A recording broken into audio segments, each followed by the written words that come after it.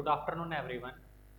अपना पहले क्लास चल रही थी एग्रोनॉमी सॉइल एंड सीड पर, जिसमें अपने दो टॉपिक कंप्लीट हो चुके थे, एग्रोनॉमी एंड सॉइल। अब अपने तीसरे टॉपिक पे बात करेंगे, सीड। सबसे पहले देखिए सीड क्या है। सीड एक प्रारंभिक केंद्र है जिससे एक नए पादप का निर्माण होता है, एक नए पादप की उत्पत्ति होती है। उस सीड के द्वारा नए पादप के निर्माण या उत्पत्ति होने के लिए एक प्राकृतिक माध्यम की आवश्यकता होती है, जिसे मृदा कहते हैं, जो उसको पोषक तत्व प्रदान करती है। और इन्हीं सभी क्रियाकलापों का अध्ययन जिस शाखा के अंतर्गत किया जा रहा था वो थी अपनी एग्रोनॉमी या शस्य विज्ञान। तो सबसे पहले देखते हैं सीड या बीज की कृषि में क्या भूमिका है।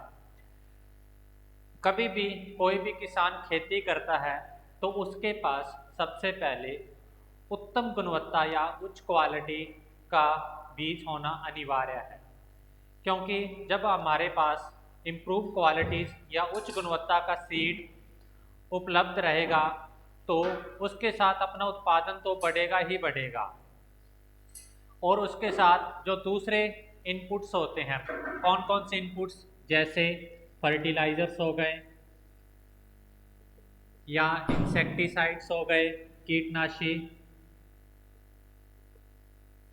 फंगीसाइड हो गए, कवकनाशी, या हर्बिसाइड्स हो गए जो खरपतवारों को किल करने के काम आते हैं। ये जितने भी इनपुट्स हैं, इसके अलावा इरिगेशन हो गया, वे सभी कारक या इनपुट्स जो कि उत्पादन के लिए आवश्यक है, इनकी लागत भी कम हो जाती है। ये लागत एक ही दशा में कम होगी जब हमारे पास अच्छी गुणवत्ता युक्त बीज विद्यमान है। और हमारे देश में किसानों को सिर्फ और सिर्फ 12% ही उच्च गुणवत्ता का या इम्प्रूव क्वालिटी सीड प्रोवाइड हो रहा है। इसलिए बीज कृषि के क्षेत्र में एक बहुत बड़ी भूमिका रखता है। जब हमारे पास बीज अच्छी क्वालिटी का होगा तो उसकी जो प्रजनन क्षमता होगी या उसकी जो जर्मिनेशन कैपेसिटी, अंकुरण क्षमता होगी, वो अधिक होगी।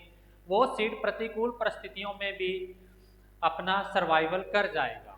जिसके साथ साथ जो दूसरे इनपुट्स होते हैं जो मैंने अभी आपको बताया, उनकी लागत कम हो जाती है, क्योंकि अच्छी गुणवत्ता का सीड होने पर उस पर किए जाने वाला खर्च, उस पर किए जाने वाली जितनी भी कर्षण क्रियाएं होती है, उनकी लागत अपने आप कम हो जाती है। सबसे पहले जानते हैं सीड क्या है। अगर अपने आम सी भाषा में देखें तो सीड पौधे का कोई भी भाग, जैसे जड़, तना, पत्ती, जड़, तना, पत्ती हो गया, या पौधे की शाखाएं हो गई, शाखाएं, दाना, ये जितने भी भाग हैं ये एक सीड का कार्य कर सकते हैं। इनसे एक नए पादप का सृजन हो सकता है, नए पादप का सृजन हो सकता है। इनके द्वारा, जैसे जड़, तना, पत्ती, शाखाएं या दाने के द्वारा नए पादप का सृजन होना कायिक परिवर्तन कहलाता है। कायिक परिवर्तन कहलाता है। कायिक परिवर्तन कहलाता है। तो इसकी परिभाषा क्या हो गई?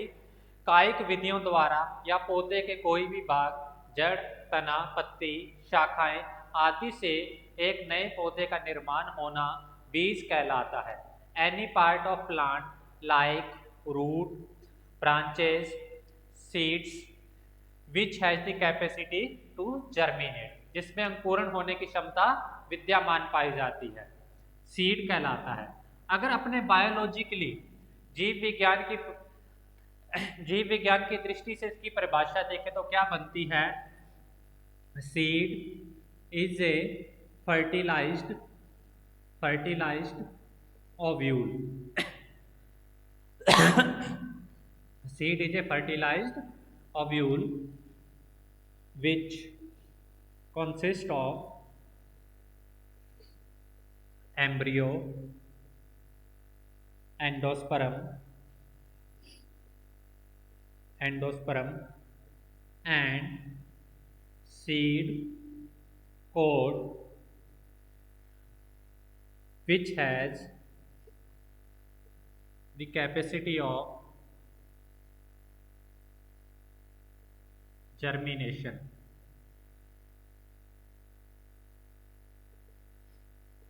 अर्थात बीज क्या है?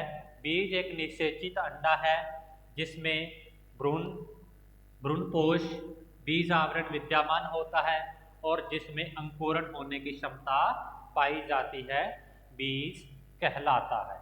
अब अपने बात करेंगे एक उच्च गुणवत्ता युक्त बीज के क्या क्या लक्षण हो सकते हैं, क्या क्या उसकी प्रॉपर्टीज हो सकती हैं। प्रॉपर्टीज ऑफ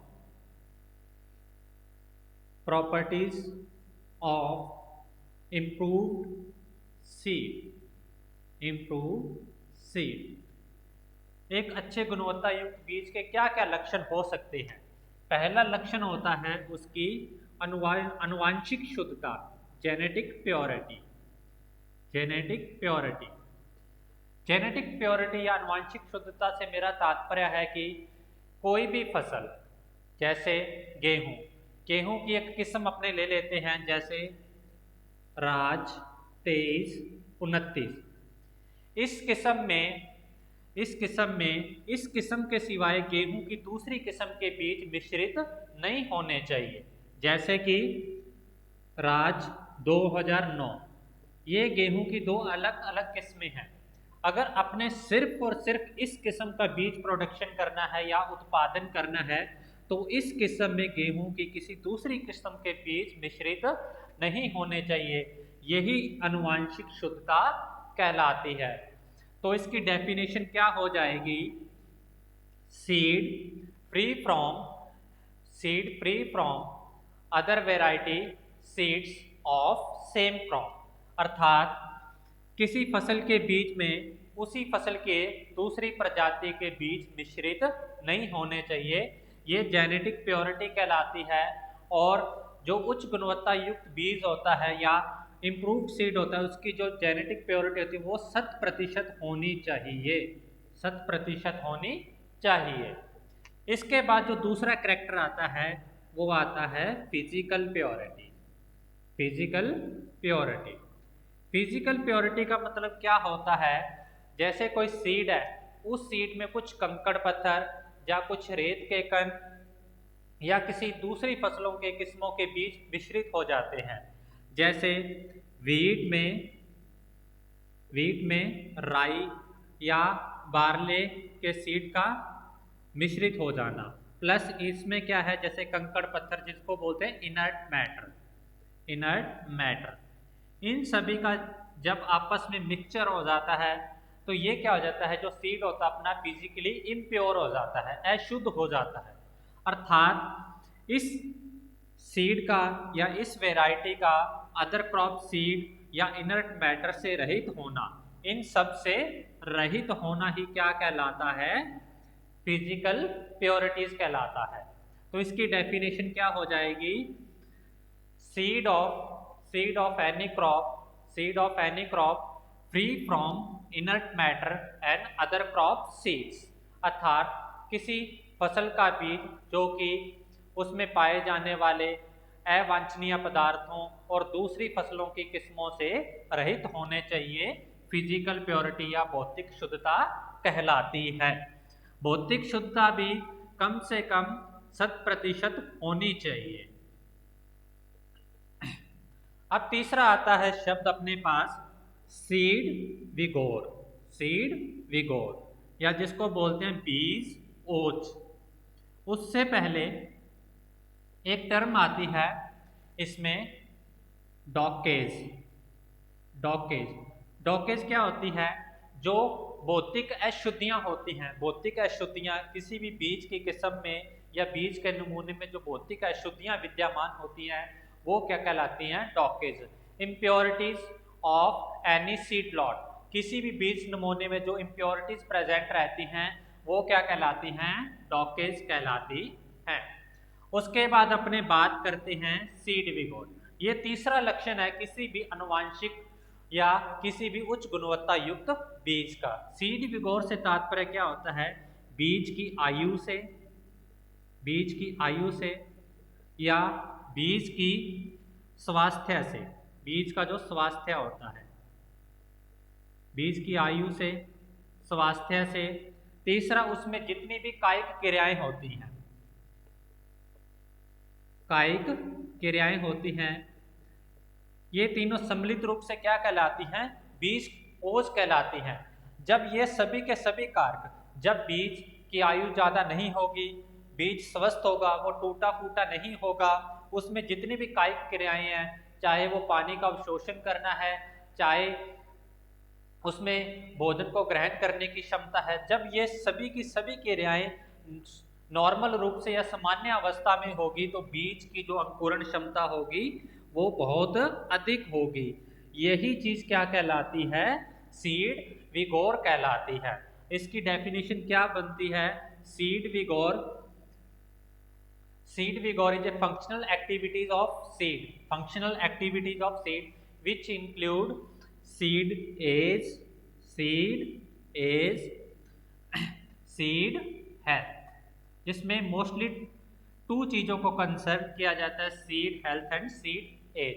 मीन्स मेरा कहने का तात्पर्य बीज स्वस्थ होना चाहिए, वो टूटा फूटा नहीं होना चाहिए, जो सीड होना चाहिए वो ज़्यादा पुराना नहीं होना चाहिए, 2 या 3 साल से ज़्यादा पुराना सीड अपने को बुआई के लिए यूज में नहीं लेना चाहिए।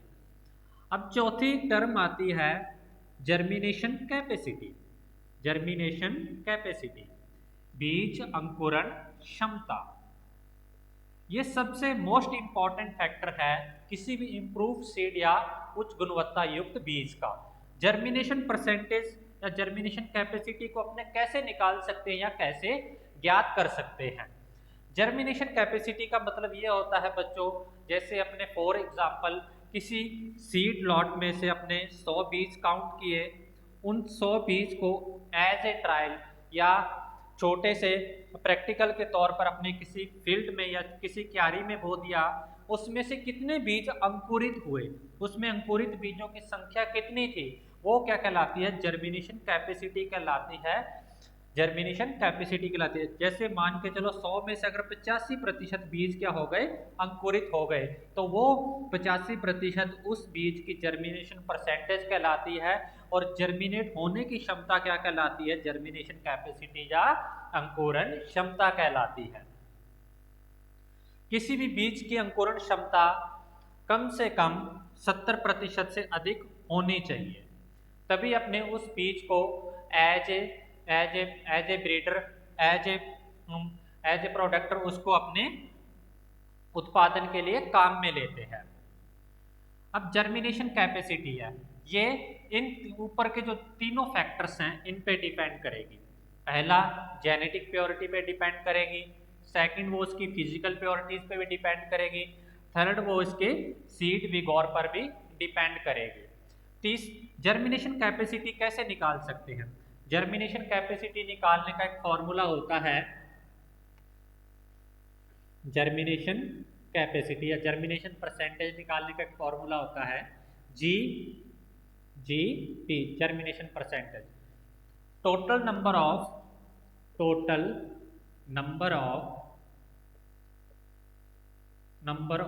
जर्मिनेटेड सीड अपॉन में total number of sowing seeds into 100।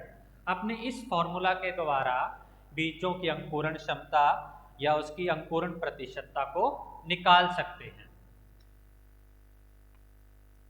हर फसल के लिए अलग अलग अंकुरण क्षमता विद्यमान होती है। यहाँ मैं एक टेबल बना रहा हूँ, उस टेबल में फसल का नाम, उसके आगे उसकी अंकुरण क्षमता लिखी रही होगी। जैसे पहले आते हैं अपने क्रॉप नेम्स। क्रॉप नेम्स कौन कौन सी फसलें हैं और उनकी जर्मिनेशन कैपेसिटी कितनी है, जर्मिनेशन परसेंटेज कितनी है। पहले आता है व्हीट, बार्ले,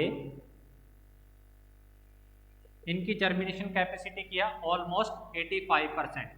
अगर अपने 100 सीड्स ग्रो करेंगे तो उसमें से आउट ऑफ 85% सीड्स क्या जर्मिनेट होंगे। उसके बाद अगर अपने बात करें राइस की, इसकी जर्मिनेशन कैपेसिटी होती है 80%। अगर अपने बात करें मैच की तो इसकी जर्मिनेशन कैपेसिटी या परसेंटेज सबसे ज़्यादा हाई होती है 90%। उसके बाद अगर अपने बात करें सोयाबीन ग्राउंडनट की, इसकी जर्मिनेशन कैपेसिटी होती है 70%। अगर अपने बात करें कॉटन की, इसकी जर्मिनेशन कैपेसिटी सबसे कम होती है 65%। और कुछ फसलें जैसे जो दलहनी फसलें होती हैं, मूंग हो गया, मूंग, उड़द हो गई, ग्राम हो गया, मूंग उड़द, इनकी जो जर्मिनेशन कैपेसिटी होती है ये 75% के आसपास होती है। व्हीट, बार्ले एंड ग्राम, इनकी जो जर्मिनेशन कैपेसिटी होती है 85% होती है। जब किसी भी सीड लॉट या बीज नमूने की जर्मिनेशन कैपेसिटी उस फसल के जर्मिनेशन प्रतिशत उसके न्यूनतम जर्मिनेशन प्रतिशत के अनुसार नहीं होती, अर्थात अगर अपने कॉटन का एग्जाम्पल लें, कपास का, अगर कपास के किसी 100 बीजों में से 65% से कम बीज अंकुरित हो रहे हैं तो उस बीज नमूने को अपने उत्पादन के लिए काम में नहीं लेंगे, उसको रिजेक्ट कर दिया जाएगा। वही बीज नमूना उत्पादन के लिए काम में लिया जाएगा जिसकी अंकुरण क्षमता उसकी न्यूनतम जर्मिनेशन प्रतिशत के आसपास होगी या उससे ज्यादा होगी। इसके बाद अपना पांचवा आता है,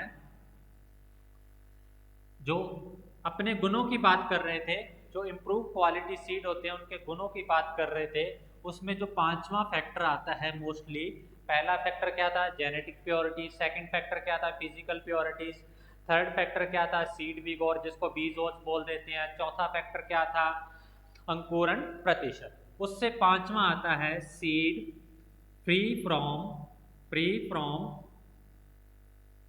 डिजीजेस, अर्थात जो सीड है या जो बीज है वो रोग से मुक्त होना चाहिए। क्यों, कैसे, देखो बेटा, जो अपना सीड होता है ये प्रारंभिक केंद्र है किसी भी पौधे के सृजन का। तो जब सीड ही अपना बीमार होगा तो अगर उससे पौधा उत्पन्न हो भी गया तो वो पौधा भी क्या होगा, बीमार होगा या डिजीज प्लांट होगा, जिससे अपना प्रोडक्शन तो कम होगा ही होगा, लेकिन एक बीमार 100 अनार वाली बात है, एक बीमार 100 अनार, तो ये एक बीमार पौधा अपने साथ आसपास के पौधों को भी क्या कर देगा, बीमार कर देगा। क्योंकि बहुत से ऐसे पैथोजन या रोग कारक होते हैं जो कि वायरल होते हैं या जो अपना इन्फेक्शन है दूसरे पौधों पे छोड़ देते हैं। इसलिए जब भी अपने बीज का नमूना लेते हैं तो बीज का नमूना रोग से मुक्त होना चाहिए। पहले उसको ट्रायल के तौर पे लगाना चाहिए। उस ट्रायल के तौर पे जब अपने पौधे काउंट करते हैं तो उसमें से कितने हेल्दी प्लांट काउंट हुए हैं और कितने प्लांट अनहेल्दी थे, ये सब चीज़ें देखी जाती है। उसके बाद ही अपने जीस सीड का नमूना प्रोडक्शन के लिए काम में लेते हैं। अगर अपने थोड़ा सा पैथोलॉजी में जाएं तो एक टर्म आती है प्रोपेग्यूल। क्या आती है, प्रोपेग्यूल। ये क्या होता है, संक्रमण संक्रमण या इन्फेक्शन उत्पन्न करने का या कोज करने का प्राथमिक बिंदु होता है या प्राइमरी यूनिट होती है। ये क्या होता है, इसे अपने नग्न आंखों से नहीं देख सकते। नग्न आंखों से नहीं देखने के कारण ये क्या है, कभी कभी सीड के ऊपर विद्यमान रहते हैं। जब सीड के ऊपर विद्यमान रहते हैं, जब अपने सीड की क्या करते हैं, शोइंग करते हैं। शोइंग करने पर इस प्रोपेग्यूल को, ये प्रोपेग्यूल वास्तव में सूक्ष्म जीवों का ही भाग होता है। सूक्ष्म जीव जब अपने सीड को ग्रो करते हैं तो सीड अपनी कायिक क्रियाएं करना स्टार्ट कर देता है। इन कायिक क्रियाओं के साथ साथ इस प्रोपेग्यूल या सूक्ष्म जीव को भी भोजन मिलना स्टार्ट हो जाता है, जिसके साथ साथ ये भी अपनी वृद्धि करना स्टार्ट कर देते हैं, जिसके कारण ये पौधा तो बीमार उत्पन्न होता ही होता है उसके साथ आसपास वाले पौधे भी बीमार उत्पन्न होंगे। इसलिए बोलते हैं जो अपना सीड लॉट होना चाहिए या बीज का नमूना है वो फ्री फ्रॉम डिजीज अर्थात रोग या संक्रमण से मुक्त होना चाहिए। इस रोग या संक्रमण की पहचान कैसे की जाती है? इस रोग या संक्रमण की पहचान हमेशा लैब टेक्निक्स के द्वारा या फील्ड ट्रायल्स के द्वारा पता चलती है। उसी के बाद जो अपने सीड प्रोडक्शन का काम होता है वो आगे बढ़ाया जाता है, जिसको अपने क्या बोलते हैं, सर्टिफाइड सीड। इसीलिए इसको प्रमाणित बीज बोला जाता है, क्योंकि जो अपना प्रमाणित बीज होता है यह बहुत से ऐसे चरणों से गुजरता है जो कि जिन पे वो खरा उतरने के बाद ही उत्पादन के लिए काम में लिया जाता है, इसलिए इसको प्रमाणित बीज बोलते हैं। और एक बहुत ही इंपॉर्टेंट करैक्टर है, जो भी अपनी इम्प्रूव्ड क्वालिटी का सीड काम में ले रहे हैं, जो उसका इम्प्रूव्ड क्वालिटी का सीड काम में ले रहे हैं, इसके लिए एक मापदंड या स्टैंडर्ड होता है। इसका जो प्रोडक्शन होना चाहिए वो जो जिस एरिया में अपना इसका प्रोडक्शन के लिए काम में ले रहे हैं, अगर उस एरिया की लोकल वैरायटी से इसका कंपैरिजन या तुलना की जाए तो इसका प्रोडक्शन 10 से 15% अधिक होना चाहिए। अब अपने छठे करेक्टरिस्टिक्स पे आते हैं किसी भी इम्प्रूव क्वालिटी सीड का। जो छठा करेक्टरिस्टिक है वो है रियल वैल्यू, या जिसको बोलते हैं वास्तविक उपयोगिता मान। वास्तविक उपयोगिता मान, वास्तविक उपयोगिता मान कैसे निकालते हैं? सबसे पहले जानते हैं कि वास्तविक उपयोगिता मान क्या है। वास्तविक उपयोगिता मान क्या है? वास्तविक उपयोगिता मान निकालने का एक फॉर्मूला होता है अंकुरण प्रतिशत इनटू भौतिक शुद्धता अपॉन में 100।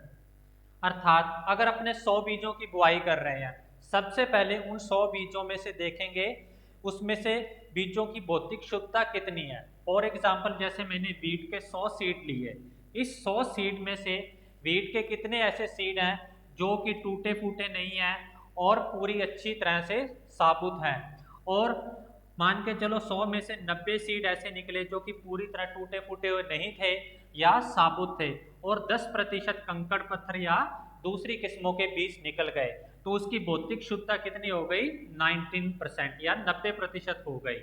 तो पहले अपने भौतिक शुद्धता ज्ञात करते हैं बीज की। भौतिक शुद्धता ज्ञात करने के बाद अपने इन बीजों का क्या करवाएंगे? अंकुरण करवाएंगे।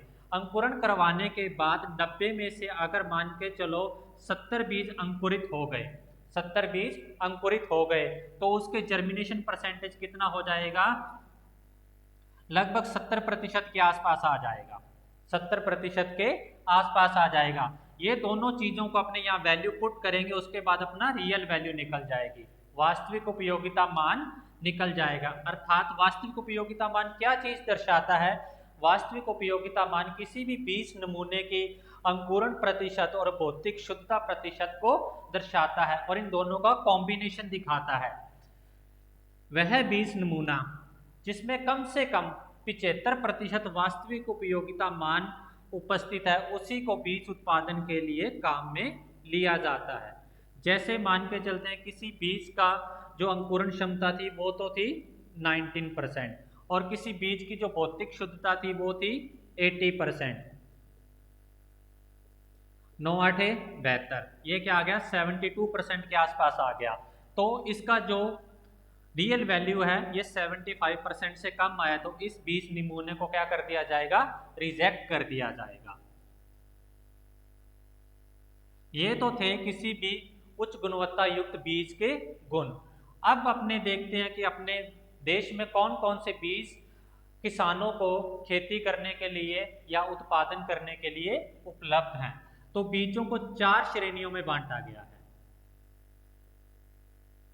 या इनको 4 पार्ट्स में डिवाइड किया गया है। सबसे पहले जो सीड आते हैं वो आते हैं न्यूक्लियस सीड, या जिनको बोलते हैं केंद्रक बीज। केंद्रक बीज, यह बीज की वह अल्प मात्रा होती है जो किसी पादप प्रजनक या प्लांट ब्रीडर के पास उपस्थित रहती है। यह सीड किसान को खेती करने के लिए उपलब्ध नहीं होता, क्योंकि यह बीज का प्रारंभिक नमूना होता है जो कि किसी प्लांट ब्रीडर या पादप प्रजनक के पास ही उपस्थित रहता है, या जिसको सरकार लाइसेंस देती है उसी के पास ये बीज का नमूना विद्यमान रहता है। इसी बीज को आगे शोइंग करके या बुआई करके सर्टिफाइड सीड का सृजन किया जाता है। यही सर्टिफाइड सीड आगे किसानों को उत्पादन के लिए मिलता है। इस न्यूक्लियस सीड या केंद्रक बीज के क्या क्या लक्षण होते हैं?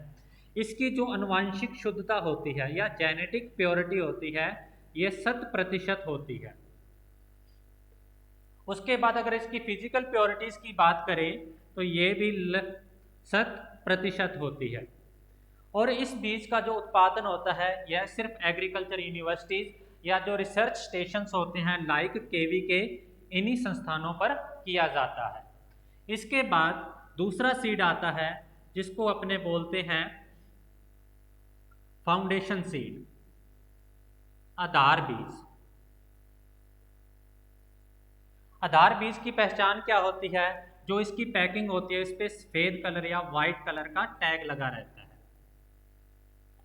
इसकी जो 100% या अपने भौतिक शुद्धता की बात की जाए 98% होती है। फिजिकल प्योरिटीज होती है ये भी 98 से 99% के आसपास होती है। ये सीड होता है ये भी किसान को उत्पादन के लिए उपलब्ध नहीं होता है। यह सीड जो न्यूक्लियस सीड या केंद्रक सीड होता है इसकी संतान या प्रोगेनी होता है। उसके बाद लास्ट सीड आता है सर्टिफाइड सीड। यह सीड किसानों को उत्पादन के लिए उपलब्ध रहता है। इस पे ब्लू कलर का टैग लगा रहता है। इसकी जो भौतिक शुद्धता या आनुवांशिक शुद्धता की बात की जाए यह 95 से 100% के बीच में रहती है। यह सीड अपने देश में लगभग 12% ही विद्यमान है।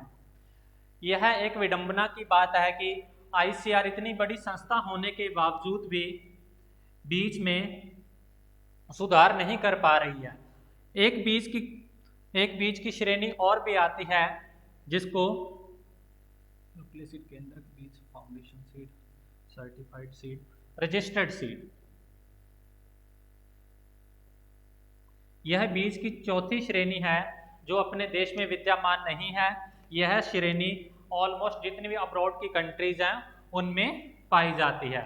इसके बाद अगर अपने बात करें तो एक टर्म आती है बीज की सुषुप्तावस्था या सीड डोरेमेंसी। डोरेमेंसी का मतलब होता है बीज का ऐसा काल जिसमें वो प्रजनन करने के लिए या अंकुरण करने के लिए या प्रजनन करने के लिए कैपेबल नहीं होता। यह कुछ आनुवांशिक कारकों या केमिकल और रासायनिक कारकों के कारण होता है। तो इसकी डेफिनेशन क्या होती है?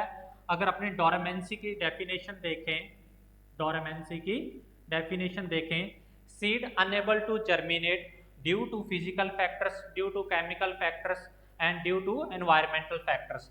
आनुवांशिक कारकों, भौतिक कारकों या वातावरणीय कारकों के कारण सीड का अंकुरण न हो पाना डोरेमेंसी या सुषुप्तावस्था कहलाती है। यह 3 प्रकार की होती है। पहली होती है प्राइमरी डोरेमेंसी, फिर होती है सेकेंडरी द्वितीयक सुषुप्तावस्था, थर्ड होती है इम्पोज्ड या इंड्यूस्ड डोरेमेंसी जिसको बोलते हैं बलकृत सुषुप्तावस्था। पहली जो डोरेमेंसी या सुषुप्तावस्था होती है यह किसके कारण होती है? यह वातावरणीय कारकों या भौतिक कारकों के कारण होती है, जैसे सीड के बीज आवरण का अधिक कठोर होना या सीड के एम्ब्रियो या भ्रूण का अच्छी तरह विकसित न हो पाना, उसका अच्छी तरह से विकास न हो पाना। इन कारणों से बीज क्या होता है वो अंकुरण होने के लिए कैपेबल नहीं होता है। अपने बात करते हैं फिर सेकेंडरी या द्वितीय सुषुप्तावस्था की। यह किस कारण होता है? कोई भी बीज है उसको जर्मिनेट होने के लिए, उसको अंकुरित होने के लिए कुछ निश्चित वातावरणीय दशाओं की आवश्यकता होती है। इन वातावरणीय दशाओं जब अनुकूल रूप में विद्यमान होती तभी वो बीज अंकुरित हो पाता है। जब बीज को निश्चित वातावरणीय अनुकूल दिशाएं जैसे वायु, जल, प्रकाश उचित मात्रा में उपलब्ध नहीं हो पाते, जिसके कारण बीज क्या होते हैं, अंकुरित नहीं हो पाते और वो सुषुप्तावस्था में चले जाते हैं, जिसे द्वितीयक सुषुप्तावस्था या सेकेंडरी डोरमेंसी कहते हैं। लास्ट आती है अपनी बलकृत सुषुप्तावस्था या इम्पोज्ड और इंड्यूस्ड डोरमेंसी। इस सुषुप्तावस्था में क्या होता है, जब अपनी बीज की बुआई करते हैं तो बीज की बुआई करते समय बीज की जो बुआई की गहराई होती है यह निर्धारित गहराई से बहुत अधिक हो जाती है, जिसके कारण सीड या बीज का भूमि में डीप प्लेसमेंट, कहने का मतलब कि बहुत अधिक गहराई में चले जाते हैं, जिसके कारण इसकी वातावरणीय दिशाओं में बदलाव आ जाता है। वहाँ कार्बन डाइऑक्साइड की मात्रा अधिक होने लगती है, O2 की मात्रा कम होने लगती है, जिसके कारण सीड क्या है, अंकुरित नहीं हो पाते और वो सुषुप्तावस्था ग्रहण कर लेते हैं। अब सुषुप्तावस्था को दूर कैसे किया जाए? दूर करने के दो मेथड होते हैं, एक होता है स्कैरिफिकेशन, एक होता है स्ट्रेटिफिकेशन। स्कैरिफिकेशन का मतलब वो होता है जो अपनी प्राइमरी सुषुप्तावस्था थी, प्राइमरी सुषुप्तावस्था थी, इसमें जो कठोर परत होती है सीड की उसको खुरच कर उतार दिया जाए या उसको गर्म वाटर या कोई भी भौतिक विधि के द्वारा उसकी जो बाह्य आवरण होता है उसको नम कर दिया जाता है या उसको मुलायम कर दिया जाता है। अर्थात बीज के बाह्य आवरण या बाह्य परत को तोड़ना क्या कहलाता है, स्कैरिफिकेशन कहलाता है। दूसरा आता है स्ट्रेटिफिकेशन। स्ट्रेटिफिकेशन स्ट्रेटिफिकेशन के मायने ये हैं कि जब कोई सीड डोरमेंसी या सुषुप्तावस्था में चला जाता है तो उसको ताप उपचार के द्वारा या टेम्परेचर ट्रीटमेंट के द्वारा उसकी सुषुप्तावस्था को तोड़कर उसको अंकुरित करवाना। इसमें दो प्रकार के टेम्परेचर होते हैं, alternate high and low temperature. सबसे पहले बीज को कम तापमान पर रखा जाता है, फिर कुछ समय के लिए उसको अधिक तापमान पर रखा जाता है, जिसके कारण उसकी जो फिजिकल एक्टिविटीज थी जो कि स्टॉप हो गई थी वो पुनर्स्टार्ट हो जाती हैं, दोबारा से स्टार्ट हो जाती हैं, जिसके कारण सीड अपनी सुषुप्तावस्था को तोड़ देता है और वो अंकुरित होने लगता है। ये आज का अपना बेटा लास्ट चैप्टर था सीड। आशा करता हूँ कि आपको समझ में आया होगा और आगे कोशिश करेंगे कि आपको आपके सिलेबस के अकॉर्डिंग ही पढ़ाया जाए। Thank you.